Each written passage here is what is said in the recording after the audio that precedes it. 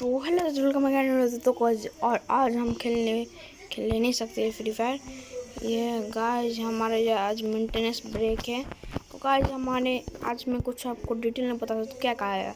हमारे गेम में दो कैरेक्टर आएंगे और यहाँ पर एक न्यू क्लास स्क्वाड में आप जब गोल्ड में पोगोगे तब ये A94 का स्किन मिलेगा। उसके बाद एक न्यू मोड आएगा जिसमें हम 1v1 कर सकते हैं। उसके भी बाद एक कैरेक्टर स्किल, इन 4 कैरेक्टर का स्किल चेंज होगा और एक नया वेपन है जिसका नाम है AC80 जो हमारे वुड पैकर जैसे होगा। और ये 4th एनिवर्सरी पार्टी भी होगा वो इवेंट में।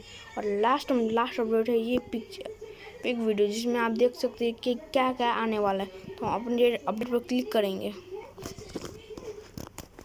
तो आज ये हमारा गूगल प्ले स्टोर करेगा। तो मिलते हैं नेक्स्ट वीडियो तक, till then take care, bye.